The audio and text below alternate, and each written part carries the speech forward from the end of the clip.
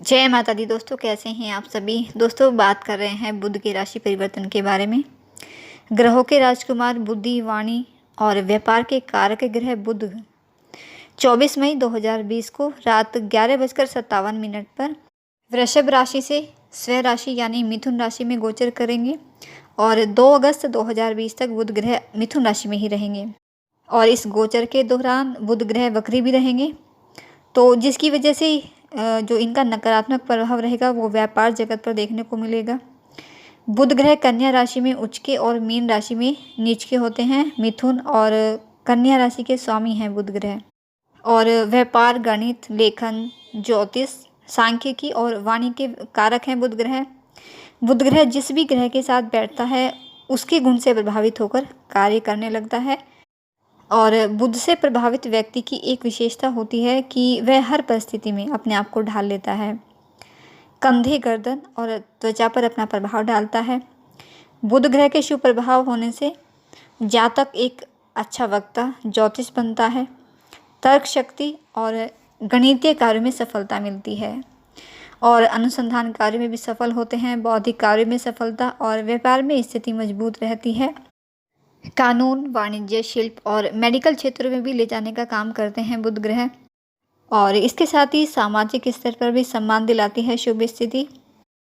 और बुध ग्रह दशम और चतुर्थ भाव का कारक होने के कारण व्यक्ति के जीवन में सुख, वैभव, मान सम्मान और संपत्ति आदि प्रदान करते हैं।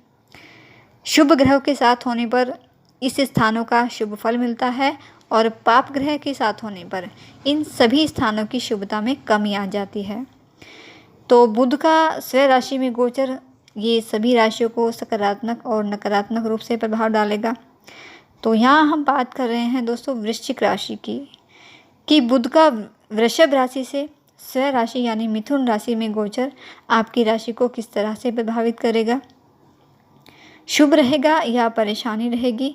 तो अगर परेशानी रहेगी तो बुध को मजबूत बनाए रखना बहुत ही आवश्यक है। तो बुध को मजबूत बनाने के उपाय की भी बात करेंगे। और साथ ही दोस्तों मैं आगे बढ़ूँ इससे पहले मेरी आपसे रिक्वेस्ट है कि अगर अभी तक आपने मेरे चैनल को सब्सक्राइब नहीं किया है तो प्लीज़ आप इसे सब्सक्राइब ज़रूर कर लें और साथ ही पास में बने बेल आइकन को भी ज़रूर प्रेस करें, क्योंकि इससे आपको मेरी सभी आने वाली नई वीडियोज़ की नोटिफिकेशन मिल सकेगी। तो जान लेते हैं कि बुध के इस गोचर का वृश्चिक राशि पर क्या प्रभाव रहेगा। तो वृश्चिक राशि के अष्टम भाव में बुध का ये गोचर होगा तो पूर्ण रूप से सकारात्मक परिणाम मिलेगा ये तो नहीं कहा जा सकता, क्योंकि यहाँ अष्टम भाव वैसे भी फिर फलदायी नहीं होता और साथ ही यहाँ अष्टम भाव में राहु भी पहले से ही विराजमान है। तो यहाँ वृश्चिक राशि के अष्टम भाव में बुध और राहु की युति होने से जड़त्व योग बन रहा है और ये जड़त्व योग भी शुभ परिणाम नहीं देगा। तो इस गोचर के दौरान आपको सावधानियां बरतने की आवश्यकता रहेगी। अष्टम भाव को जीवन में अचानक होने वाली घटनाएं, शोध और परिवर्तन का कारक माना जाता है, क्योंकि बुध ग्रह एक तेज गति से चलने वाला ग्रह है। तो इस गोचर के दौरान आपको अपने जीवन में तेज और अचानक कुछ बदलाव देखने को मिलेंगे। तो जीवन में अचानक होने वाले इन बदलावों के कारण इस दौरान आपका मन थोड़ा बेचैन हो सकता है, चिड़चिड़े हो सकते हैं आप, चिंता हो सकती है किसी बात को लेकर। लेकिन इसका जो सकारात्मक पक्ष रहेगा इस अचानक बदलाव का, तो वो ये रहेगा कि आपके जीवन में होने वाले इस अचानक बदलाव से वृश्चिक राशि वालों ने जो अपने आसपास जो अपने लिए एक सीमा बना रखी है उस सीमा से बाहर निकलने में ये मदद करेगा।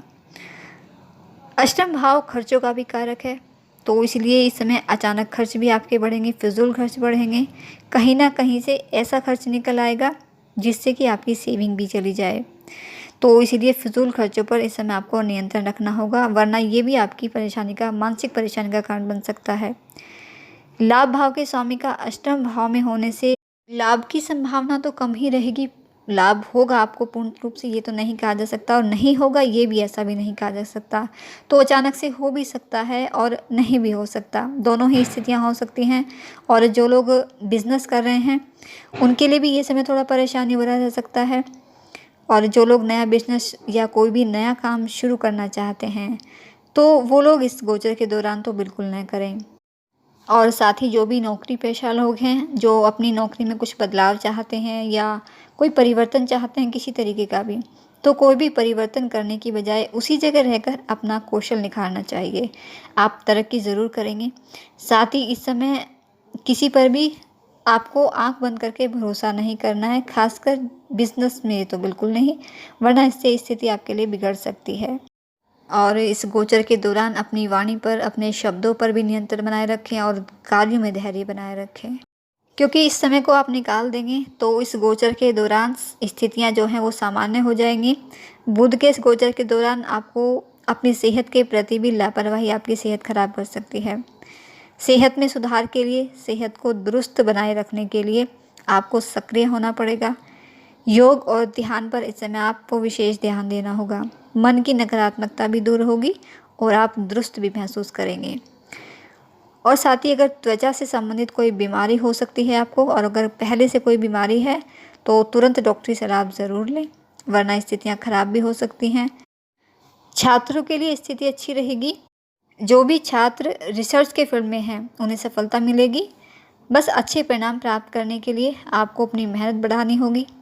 और जिन छात्रों को गणित से जुड़े विषयों में या नए विषयों को समझने में परेशानी होती है तो उन्हें अपने मित्रों की, अपने गुरुजनों की मदद ज़रूर लेनी चाहिए। विषयों को समझने में आपको मदद मिलेगी, आसानी होगी, आसानी से आप विषयों को समझ पाएंगे। क्रोध पर, वाणी पर नियंत्रण बनाकर रखेंगे तो परिवार की जो स्थितियां हैं वो ठीक रहेंगी। प्रेम संबंधों की बात करें तो प्रेम संबंधों में कुछ उतार चढ़ाव देखने को आपको मिलेगा, तो स्थितियां बिगड़े ना, इसके लिए आप चीज़ों को बारीकी से समझने का प्रयास करें और सभी के साथ अच्छा व्यवहार रखें, अच्छा तालमेल बनाकर रखें, सामंजस्य बनाकर रखें घर में, और सभी एक दूसरे का सहयोग और एक दूसरे की भावनाओं को समझें तो परिस्थितियां ठीक रहेंगी, संबंध आपके अच्छे बने रहेंगे। जल्दबाजी बिल्कुल न दिखाएं, चाहे अपने कार्यों में चाहे अपने रिश्तों में। जल्दबाजी से कोई भी कार्य आपको नहीं करने हैं, वरना जल्दबाजी में किया गया कार्य भी आपको परेशानी में डाल सकता है। और स्थितियाँ बेहतर रहें, कार्य में सफलता आपको मिले, व्यापार में तरक्की मिले, इसके लिए आप बुध को मजबूत बनाने के उपाय ज़रूर करें। गणेश जी की आराधना करें और गणेश जी को 21 दूर्वा चढ़ाएं, लड्डू का भोग लगाएं भगवान को, और बुधवार के दिन गौशाला में साबुत मूंग की दाल का दान करें तो इससे शुभता रहेगी। इसके अलावा राहु का उपाय भी ज़रूर करें इस दौरान, क्योंकि बुध के साथ राहु भी विराजमान हैं और राहु जो कि भ्रमित करते हैं, भटकाव देते हैं, तो इसलिए आप भटके ना, भ्रमित न हों।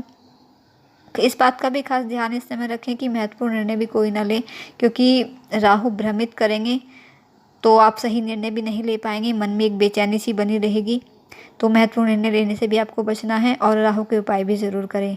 और राहु को मजबूत बनाने के लिए आप सफ़ेद चंदन का तिलक लगाएं प्रतिदिन अपने मस्तक पर, और सफ़ेद चंदन के इत्र का कुछ बूंदें अपने नहाने के पानी में ज़रूर डालकर नहाएं तो इससे भी शुभता रहेगी। तो ये कुछ उपाय आप ज़रूर करें, क्योंकि सभी ग्रहों की मजबूत स्थिति में होना इस समय इन वर्तमान परिस्थितियों को देखते हुए बहुत ही ज़रूरी है, क्योंकि इस पूरे विश्व में आई इस विपत्तियों से, कोरोना जैसी महामारी का आना, बुरी तरह से फैलना इस पूरे विश्व में, प्राकृतिक आपदाएं, हर दिन घटने वाली ये बड़ी बड़ी घटनाएं आदि, इन सभी का कहीं न कहीं अंतरिक्ष में गोचर कर रहे इन 9 ग्रहों से ही है। क्योंकि सभी 9 ग्रह वर्तमान परिस्थितियों में जिन राशियों और जिन नक्षत्रों में गोचर कर रहे हैं, जिन राशियों और नक्षत्रों को पार कर रहे हैं, तो वे इस धरती पर कुछ जो आई महामारी है, प्राकृतिक आपदाएं हैं या मानव जनित जो भी परेशानियां हैं, इन सबको पैदा करने वाली हो सकती हैं। तो इस समय सभी ग्रहों को मजबूत बनाए रखें, समय समय पर उपाय करते रहें, ईश्वर आराधना करें और साथ ही घर पर बने रहें, स्वस्थ रहें, अपना और अपनों का अच्छे से ध्यान रखें और पूरा सहयोग दें और सभी नियमों का अच्छे से पालन करें।